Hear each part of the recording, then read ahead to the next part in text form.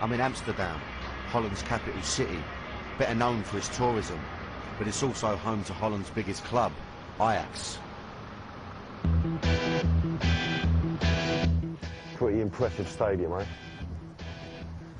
Don't touch Upton Park, but it's got something about it. Ajax's firm is called F-side. Like all firms in Holland, they take their name from the part of the stadium where they watch the game. So this is the F-side. Basically what that is, this is where all the proper firm come, where all the nutters. This is the only way they come in. You can tell it's a bit battered. After the break, we're going to meet the Hooligans. They fuck with us, we fuck harder with them. And I'm going to experience the bitter rivalries for myself at the fine old Ajax derby. I've discovered that the biggest rivalry here is between Ajax and Feyenoord. I'm going to find out why this rivalry has become the fiercest in Holland. In 1989, the hatred between the two literally exploded. 2 homemade bombs have exploded at a football match in Holland, injuring 19 people, 9 of them seriously. Feyenoord attacked Ajax with 2 homemade nail bombs. Ajax's stadium was turned into a war zone. 14 people were injured, and it was a miracle that nobody was killed. This incident was widely covered by the international media. Journalists reported the growing reputation of Dutch hooligans. Holland is fast taking over as Europe's most troubled footballing nation. This was a major turning point. The government, desperate to combat hooliganism, introduced English-style safety measures, all-seater stadiums and CCTV. But none of these changes solved anything. They simply moved the violence from the stands onto the streets.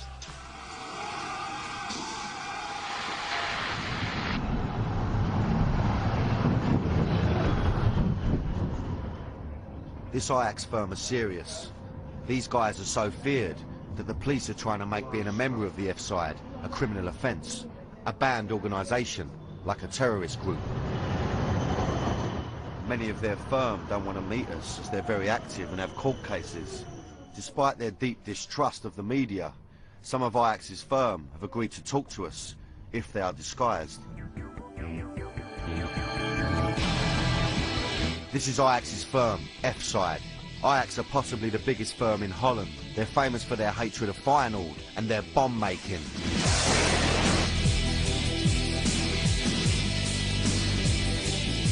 As soon as we sat down, guess what the boys wanted to talk about? Feyenoord's got the problem with the second city syndrome. We're number 1. We want more, and with hooliganism and on the field also.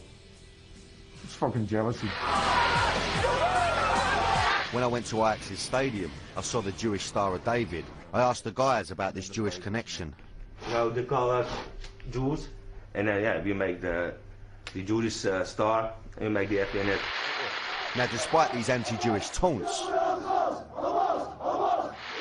Ajax hooligans have taken on this identity. We're not Jewish, but Amsterdam was a Jewish city, especially before the Second World War. Look how stupid they are. Feyenoord. Rotterdam was flattened in the Second World War.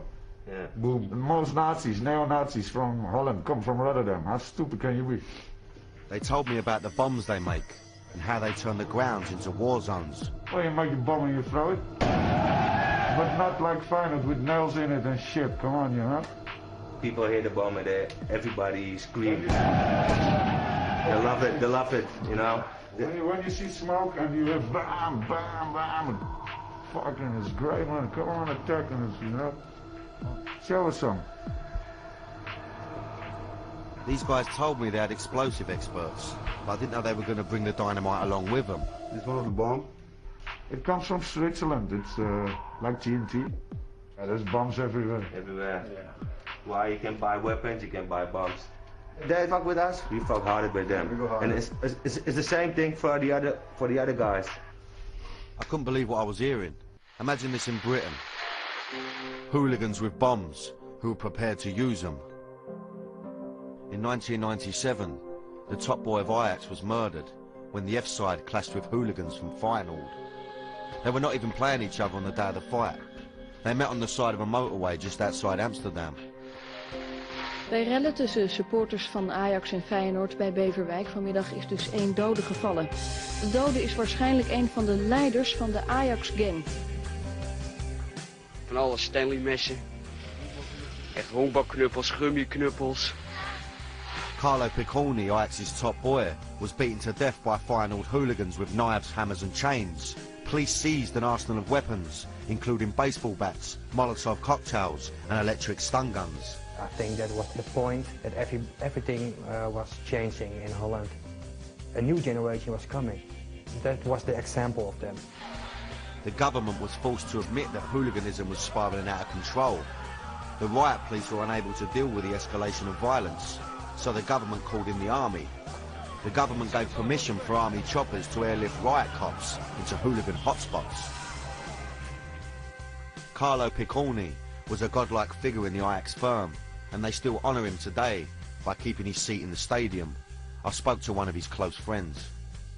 Usually if a hooligan goes to the floor, the opposition leaves him alone. But our man's best friend, Carlo, was stabbed to death in front of him while he was on the floor. This is still very raw. I can't talk about it. You know what I mean?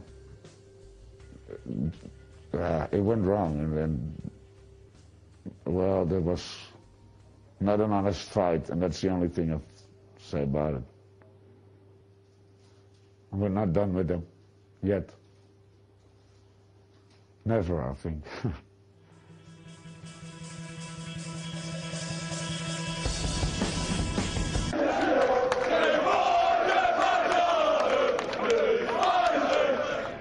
The police get Ajax in without any trouble, and Feyenoord start to disperse and go into the stadium, ready for the big game. Here I go, ready to go in there, into the fucking melting pot. Unfortunately, we couldn't get the cameras in for this game. Feyenoord didn't play well, and they lost 4-0. The flares and bombs in the stadium lit a fire that's still burning today. Grote vlammen sloegen vannacht uit het Ajax supportershome naast het trainingsveld bij de arena. The Ajax guys told me that the Den Haag firm had burnt down their supporters' home. Well, they came in the night, in the middle of the night, very tough, hey, you know what I mean? Suckers. Yeah. And they burned our clubhouse down. But now it's even more nicer, so thanks. Fuck them. They told me about their retaliation attack against Den Haag and their supporters' home. And after that, a year or so after that, we attacked their clubhouse. And they say there was only 8 young guys from 15 years old or something. But there was 40 guys, but they all ran off. We're going to see how the Dutch government have taken extreme measures to deal with football hooligans. Suspected hooligans have their pictures put on the internet in a programme similar to Crime Watch, where viewers are encouraged to turn the hooligans in. It's crazy. It's a crazy country. You're talking about a liberal country? No fucking way. This is a police state. Many of the hooligans feel like they're being treated a lot worse than they deserve. Even murderers and child molesters and everything, they're not allowed to put with their faces on telly. But hooligans? Fuck. You're a football supporter? You're nothing. I was told that because of this, the hooligans have become more violent towards the police, making it more dangerous for police and the fans. Police and journalists have suggested that these quicker, more intense clashes could lead to another murder, like Beverwijk. You got the First World War, you got the Second World War, and the third is coming up. I'm not a murderer, not yet. If you touch one of my friends, I'll fucking kill you.